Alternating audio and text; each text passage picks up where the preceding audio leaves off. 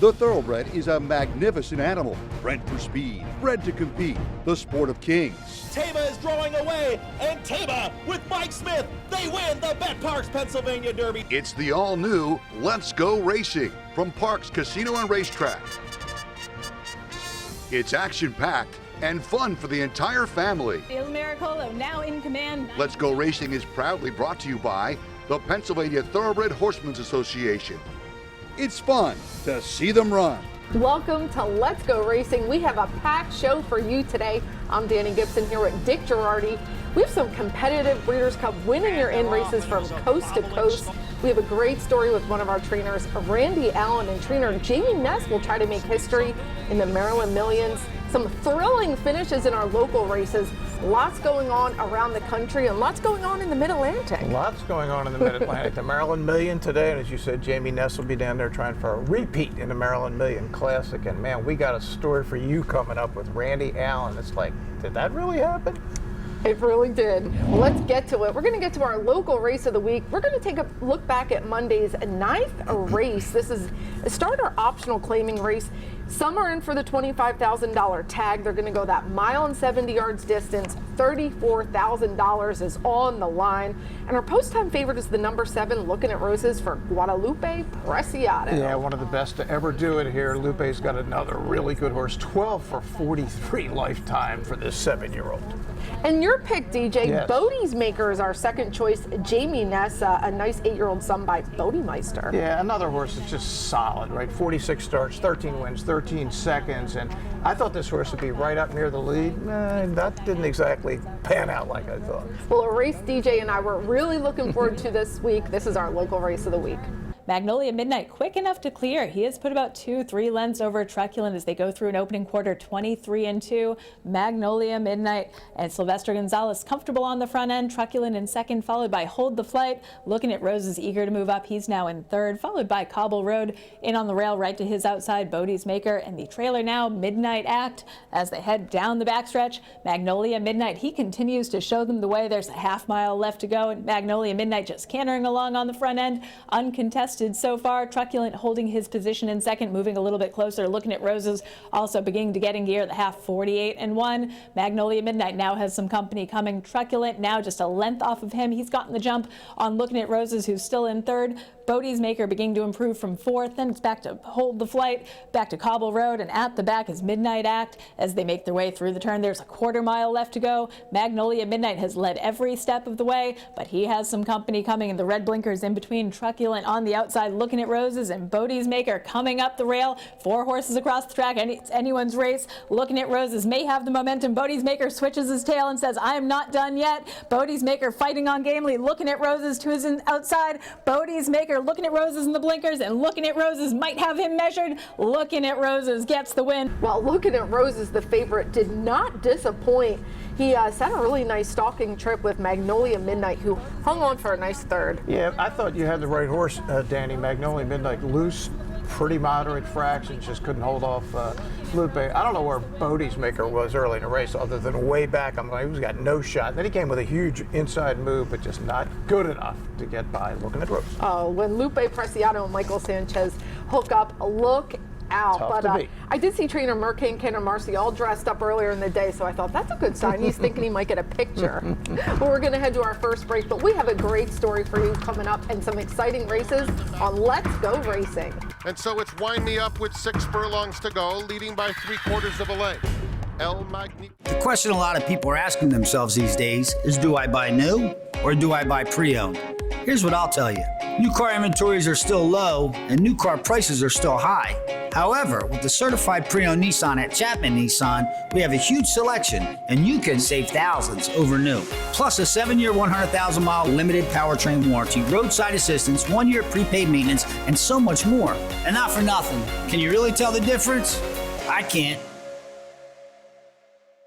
The Excite Center at Parks Casino, the region's hottest live entertainment venue. Check out your favorite concerts, comedy, boxing, MMA, all at the #1 casino in Pennsylvania. Don't miss comedian Nicole Byer on November 9th, plus funny man Howie Mandel on Friday, November 17th. This powerhouse and legendary performer will light up the stage at the Excite Center. Parks Casino, this is how you win. This is how you win. Tickets on sale now.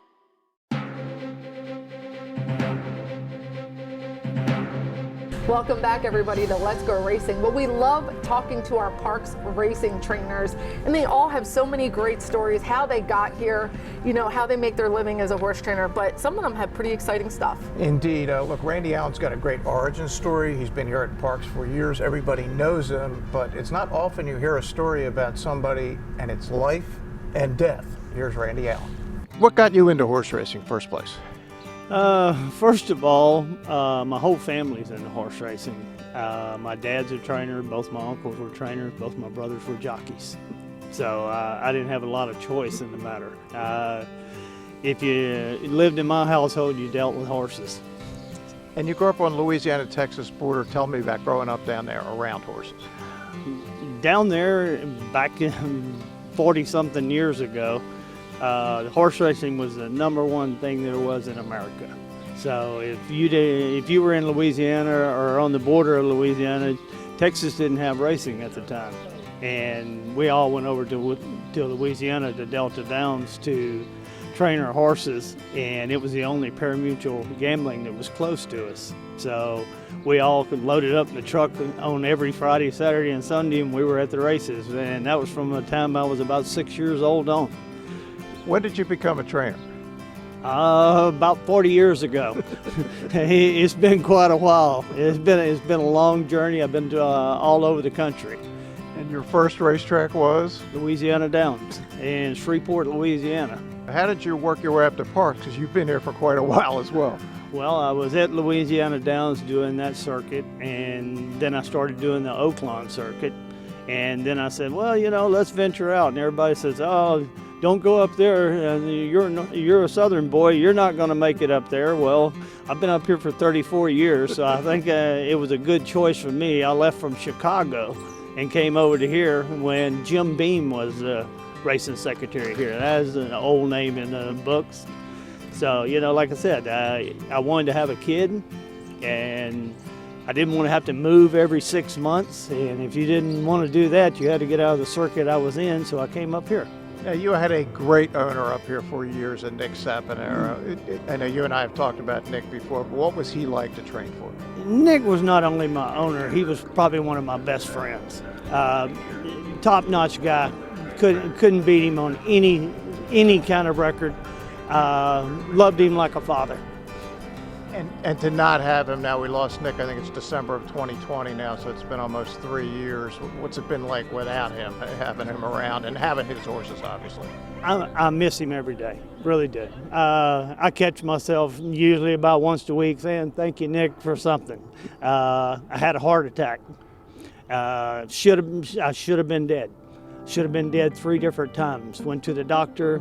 Somebody was looking out for me. I got to think it was either my dad or Nick or one of those guys. Somebody's pulling strings for me. So I heard about your heart attack. When was it, and how did you recover? On June the 12th this year, I went to the doctor, and they found a little blip on my EKG, and they told me they wasn't really worried about it. I was going to do a stress test the next week.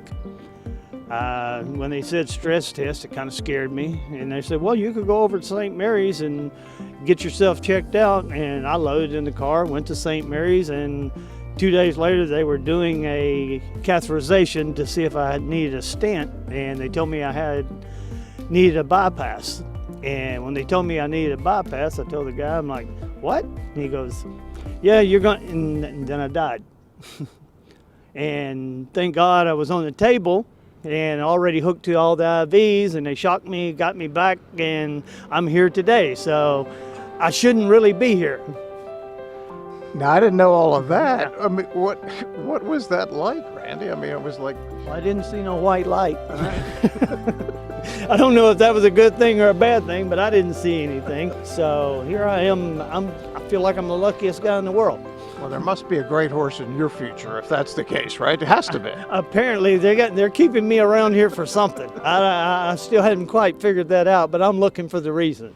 Well, Randy quite literally was born into horse racing, and I just love the way your story, you wrote about him this week on Let'sGoRacingParks.com, and I just love how your story unfolded, what happened to him. Yeah, it was pretty clear how I was going to start the story once I talked to Randy and everybody just heard what had happened to him. It's like, whoa, I mean, it's just a wild story, and I wrote about it extensively, as you said, on the website. You could go to the QR code right on your screen. We'll get you right to Let'sGoRacingParks.com. Well, we're so happy that Randy Allen did what he did and is well and with us. Well, let's get into some national races, and we're going to head out west to Santa Anita Park. This is for 2-year-olds. The Grade 1 American Pharaoh, a mile and 16, $300,000. And Muth, is that how you say it, for Bob Baffert? That's exactly right. Son of Good Magic, $2 million purchase by the Zedon stable. Most recently, second in the best pal to Prince of Monaco, another Baffert 2-year-old, another good Baffert 2-year-old. Wind me up. It's Baffert, Baffert, and Baffert. Look out. Here's the call, the Grade 1 American Pharaoh. And so it's Wind Me Up with 6 furlongs to go, leading by 3/4 of a length. El Magnifico, a joint second outside Raging Torrent, and Muth has settled kindly in 4th, 2 lengths off his stablemate as they head past the 5/8 pole. It's another 3 lengths back to BU outside Rothschild, Indispensable, and Next Level. They have a half-mile left to go, and it's Wind Me Up, the controlling speed, 3/4 of a length to Raging Torrent in second. El Magnifico dropping right out of it. Muth is down at the rail in 3rd, 2 lengths off the lead, coming to the 3/8 pole. BU is now called on in 4th, 3 lengths back to Rothschild, Next Level, and Indispensable. Wind Me Up comes to the quarter pole. Muth on the inside. BU is running a good race. Outside of them, Raging Torrent. They're a 1/4 mile from home, and Muth is coming on the outside of Wind Me Up. Wind Me Up and Muth square off at the 8th pole. They're head and head. Muth puts his head in front. Wind Me Up trying hard. 4 back to BU in 3rd. A 16th to go. His name is Muth, and he's coming to the Breeders' Cup Juvenile. And Muth was just waiting for the cue from his jockey, Juan Hernandez. We've seen him burst on the scene. He's one of the top riders in the Bob Baffert barn. He's really getting to show his skills, but what a nice son of Good Magic. He is indeed, Danny. Now, the Meyer figure only came out 91. I think Muth will be favored in the Breeders' Cup Juvenile. I don't think he's anything like a cinch, but it is Baffert. He is at his home track. I thought Wind Me Up ran really well, too. And keep in mind, Prince of Monaco may be the best of the whole trio. He actually beat Muth pretty decisively. We'll see how it all plays out coming up in a couple of weeks. But Baffert, by the way, has a cool $39 million in Breeders' Cup earnings. That's number 1 all time. He's number 2 in Breeders' Cup wins. He's got 18. Who's number 1, Danny? Tom Pletcher? D-Wayne Oh, Lucas, D-Wayne of course. Lucas. I It's should have known that. D-Wayne. He's the man. But they're slowly but surely catching up to the great man. Well, Muth gets the win, and Wind Me Up. Love the name, the play on words. Nice son of cool. Vino Rosso. Yep. Let's get to the boys on the East Coast. We're talking about the Grade 1 Champagne. They're going to go the 1-turn mile over the sloppy track, $500,000. And our favorite is Fierceness. We've all waited for his return. Yeah, I mean, he was awesome in debut, won by double digits, 95 buyer for Todd Pletcher, a son of City of Light, one of our recent favorites.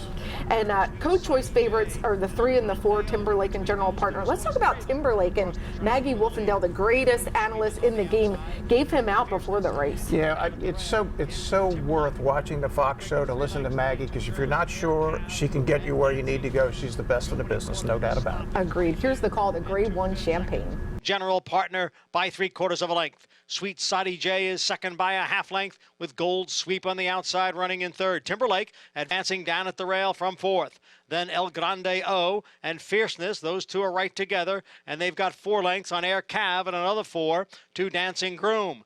The opening half, 45 2/5 seconds. So they're moving right along here in the Champagne with General Partner the leader. Now Fierceness makes his move on the outside of Gold Sweep, and down at the rail is Timberlake, who's coming on, and then El Grande O. Sweet Sadie J drops out of it, and they're moving for the quarter pole with General Partner challenged now by Timberlake on the outside. Fierceness is third, 3/4 in 1, 10 and 2. It is General Partner and Timberlake. Timberlake on the outside. General Partner continues to battle on as they hit the furlong marker, and it is Timberlake in front. General Partner back running in second. Dancing Groom moves to third. It is Timberlake who's going to win the Grade 1 Champagne, and he drew away at the end to win by 4. General Partner was second. Timberlake gets the win for trainer Brad Cox. I mean, it was a sloppy track, but Timberlake was inside, and you could always see he was advancing his position. He was getting over the track just comfortably, and yeah, Florent Drew really kind of got him in gear turning for home. Yeah, at that moment, I think in gear is the right word. As soon as he put his hands down and pushed, instant acceleration for Timberlake, the son of Into Mischief. That's what you like to see from a young horse. 93 buyer, I make him a major contender for the Breeders' Cup Juvenile. What do you make of Fierceness? He obviously, do you just throw out the race because of the track? I mean, that was quite disappointing. To be determined. I think, look, the first race, a lot of 2-year-olds look really good when everything goes their way. Well, nothing went Fierceness's way. I wouldn't give up on him, but he's in improve-it mode to me at the moment. Absolutely. Well, we'll see what happens as the Breeders' Cup nears. Well, let's stick with our 2-year-olds, but we're going to go to Kentucky this time because Keeneland's open. It's the Grade 1 Claiborne Breeders' Futurity, $600,000 going the mile in 16th, and Locked is our post-time favorite. Yeah, Locked was just awesome and is breaking his maiden up at Saratoga with an 87 or with an over a 96 buyer. The question is, could he repeat it going 2 turns and wide the whole trip? Well, it wouldn't be a Kentucky race if Brad Cox isn't in it, and that's our second choice. Awesome Road, a nice by Quality Road. Yeah, pretty impressive winner at Ellis Park. The question is, could he transfer that form to Keeneland against the better horses? Here's track announcer Kurt Becker with the Claiborne Breeders' Futurity. West Saratoga moves up for the lead. Baytown Chatterbox goes second. Northern Flame is third up on the outside. Locked will be wide into the first turn. Just Steel moves up a lane off the rail into fourth. Just outside of the Wine Steward in fifth. Locked is 3 wide around the turn near the back here early on in sixth. Awesome Road to his inside is in seventh, and Generous Tipper last of the 8. Just Steel determined to move forward from between horses and get the lead. 24.47 seconds the time for the opening quarter. Just Steel moves up a lane off the rail, has the lead 3/4 of a length. Baytown Chatterbox second, a half length. West Saratoga goes third by a length. Northern Flame, center of the track, is in fourth. The Wine Steward moves up 1 spot to his inside. Locked travels toward the outside, still 5 lengths off the lead, back in the 6th position, midpoint of the back straightaway, and then comes Awesome Road. That first half-mile went in 48.23 seconds. Generous Tipper last onto the far turn. Baytown Chatterbox moves up the inside and challenges Just Steel. These two matching strides as they move onto the turn. West Saratoga moves into contention, and the Wine Steward is carefully trying to pick his way through traffic. A lane off the rail, now 2 lanes off the rail. Here comes Locked, swinging wide with Northern Flame, a 1/4 mile to go. The Wine Steward with Locked moving up on the outside, and Northern Flame in between that pair, top of the short stretch. Here is Locked. Locked racing by on the outside for the lead. The Wine Steward is responding to the inside. Generous Tipper goes to third. The Wine Steward responding to the challenge so far. Here's Locked right alongside. Locked, the Wine Steward, it is Locked. And Locked and the Wine Steward throw it down, but Locked was on the outside. To me, that helped him with the advantage to get the win. Yeah, four wide first turn, 6 on the second turn. He was tremendous. Only an 87 number, but I make him a contender. This Breeders' Cup Juvenile is going to be wild. The pace scenario, who's going to be hot at the moment. I don't have a great feel for it at the moment, but hopefully by a couple Fridays from now, I'll have a better feel for it. Oh, you will. Dick will be doing his homework. That is for certain. Dick is already doing his homework. We're talking big bets, guys. Well, let's stay in Keeneland. It's the Grade 1 Coolmore Turf Mile. $1 million. Big person. Master of the Seas is our favorite for Charlie Appleby. Could not have been any more impressive winning the Woodbine Mile. I mean, just crushed that field up there. And when Appleby comes over, he doesn't get beat very often. And Up to the Mark has been ultra impressive. He's our second choice for top pletcher with Jose Ortiz aboard. Yeah, I think it's fair to say that Up to the Mark is the best American turf horse this year by a big distance. The question is he good enough to beat the best of the Euros? Well, we'll see. It's the Coolmore Turf Mile. Indestructible is the leader 3/4 of a length. Annapolis second on the outside by the same margin. And then comes Stitched in third 3/4 of a length, followed by Atone, English Bee, Harlan Estate, Master of the Seas, Up to the Mark next to last. Set piece trails. First half mile 47.31 seconds. Onto the far turn they go. Here's Annapolis drawing alongside of Indestructible. Atone seeks to join them, has to go toward the center of the course from third position. Stitched is up close, looking toward the inside in fourth. 2 lengths off the front duo. Master of the Seas has come up the rail, up to fifth. Now seeking to change lanes, still 4 lengths from the front. Annapolis, Master of the Seas, is bearing down from behind. Up to the Mark is running late behind Master of the Seas. Set piece down the center of the course. Master of the Seas alongside Annapolis, and Up to the Mark is coming on. Master of the Seas, Up to the Mark is there. Master of the Seas, head-bobbing photo. And Up to the Mark and Master of the Seas were racing in tandem, but Up to the Mark got up in a thrilling finish, got the win. What a performance. It was the race of the weekend. I thought Master of the Seas got first run, Danny, and you never see this. He's an American turf horse out sprinting a European turf horse who had a couple of lengths at the 8th pole. That's how good Up to the Mark was. Clearly the best American grass horse. They had a decision to make after the race. Is it going to be the BC Mile? Is it going to be the 1.5 miles? They're going for the 1.5 miles against the best horses in the world, turf horses like Westover may be coming over here second in the Arc. And Todd Pletcher said this is the best grass horse he's had since English Channel, who won that BC Turf in 2007 Breeders' Cup at Monmouth Park in the bog. Unfortunately that weekend where it rained all weekend long in North Jersey. And English Channel has been such a prolific sire on the turf, a name we hear often. Well, we have a lot more coming up. Jamie Nesh tries to make history in the Maryland Millions, and we have the best of the rest, but one of our owners gets very excited. All coming up.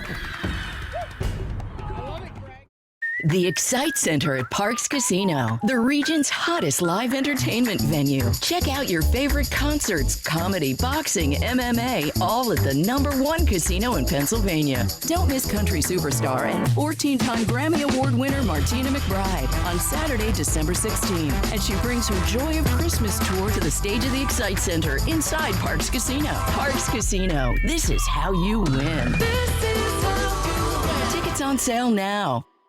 The Pennsylvania Thoroughbred Horsemen's Association is the advocate for Parks Racing's horsemen and has worked hard to secure better lives for the hundreds of trainers and their families that work in the thoroughbred racing industry. Our horsemen benefit from medical coverage, trainer pension plans, and increased purses. Thanks to these horsemen, racing at Parks is the very best, providing entertainment for you and the entire family. The Pennsylvania Horsemen are proud to be part of the community and introduce a new generation of fans to the sport of kings.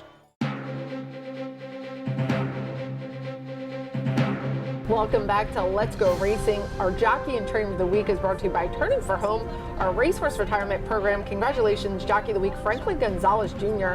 He had quite a week bringing in some pretty big long shots. Congratulations to our Trainer of the Week, Guadalupe Guerrero. Had a few wins, had a birthday. What more can you ask for? Had it all. He did have it all. Well, let's get to our best of the rest, and we're going to start with Tuesday's 7th race, Pennsylvania bred maiden special weight for our 2-year-olds. It is a big competitive field. They're going to go 5.5 furlongs, but you're going to see the number 8 Bartlett catch a flyer out of the gate with jockey Frankie Pennington, and pretty exciting finish there for the John Service trainee. They expected a lot of this horse, and he didn't break so well the first time, but he got the break this time. Owner breeder Greg Newell goes nuts in the winner's circle, and I caught up with him. I love it, Greg. You're pumped. I'm so pumped. Last time he was a nut job. This time he's a little bit better. But great man by Frankie, right to the very end. Woo! And winning jockey Frankie Pennington only 6 away from 3,000. And if there's a Mount Rushmore of jockeys here at the track, Frankie is on. Absolutely. How exciting. Also from Keeneland, Danny, the finish of the First Lady. Yes, it's Chad Brown in Italian is in front. Gina Romanica is closing fast and going to get up at the end. What a story this is. The mare, Special Terry Brogdon, the owner of the mare, bought this horse for $6,000. Recently sold a yearling for 7 figures at the Keeneland sale. Has Gina Romanica running. Doesn't own Gina Romanica, but just keeps making money. Put the entire family through college with this $6,000 mare. That's what's so great about horse racing. The gift that keeps on giving. Gotta love that. What a big win for owner Peter Brandt, who got first and second there. Yeah, just what Peter needs is more money. Well, it's time for Eye on Racing, and it's Maryland Millions Day, and trainer Jamie Ness sets out to make history. He does. Our Nation on Parade was claimed for $50,000 last year, Danny, just to try to win this race, and did for Jamie Ness.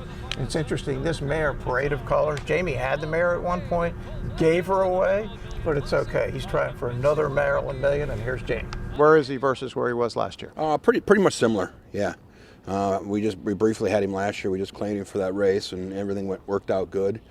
We've been, he's been solid. He fires every time. He stakes races. He hooks tough horses. The race this weekend's, trying to defend our title, I guess how you say it. And he's coming in the race fine. And I expect a big effort. Well, Jamie Ness is the king of Maryland. He lives down there, and I know he feels like that's his home track, but we love him here at Parks as well. We're going to go to our final break. When we come back, Dick and I are going to make you some money in Parks picks, and one of our very own, Chris Arrow, makes a big win out at Keeneland. PA Bred, I think we've built a brand at this point. The state of Pennsylvania has the best breeders program in the entire United States. Angel of Empire wins the Arkansas Derby and wins it clear. Caravel in the Breeders' Cup Turf Sprint.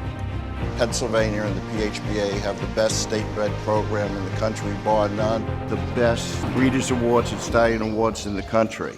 The Excite Center at Parks Casino, the region's hottest live entertainment venue. Check out your favorite concerts, comedy, boxing, MMA, all at the #1 casino in Pennsylvania. Don't miss the mind-blowing magic and illusions of the one and only Michael Carbonaro on Friday, December 15th. This legendary performer will light up the stage at the Excite Center inside Parks Casino. Parks Casino, this is how you win. This is how you win. Tickets on sale now.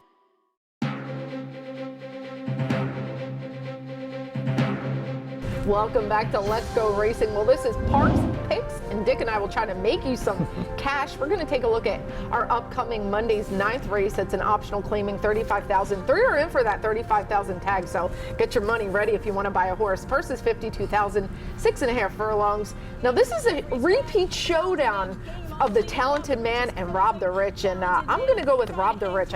He got it done last time via DQ. He got second, but I think Michael knows him now. I like him at the 6.5, and I think he's going to get an official win this time. Yeah, I think it's a question of whether anybody can entertain Talented Man up front. If they can't, I think the same thing is going to happen. I like Talented Man. No DQ this time. Just get out there from the start and keep on going. Well, Mike Moore would be very happy with that. We're going to take a look at one of the big races out of Keeneland this weekend because trainer Mike Arrow, his son Chris Arrow, is an assistant for Michael Trombetta, and he's doing big things for himself. This is the Grade 2 Woodford Stakes, sprinting 5.5 furlongs on the turf, and Arzak just is tracking there, and what a determined finish with jockey Joel Rosario. At 11-1, wins by a couple, and they're thinking about that Breeders' Cup Turf Sprint at Santa Anita with Arzak, so maybe Michael could go out there and hang out. Yeah, it's been a lot of fun watching Chris Arrow do big things, and he's out there with Mike Trombetta's son, and you can see they're having just a great old time, the boys in Kentucky. Well, thanks for watching us this week, but come hang out. We are live racing. Post time is Monday, Tuesday, and Wednesday at 12:40. You don't want to miss it because all the fun is here at the track. Thanks for watching us, and we'll see you next week on Let's Go Racing. And they're off.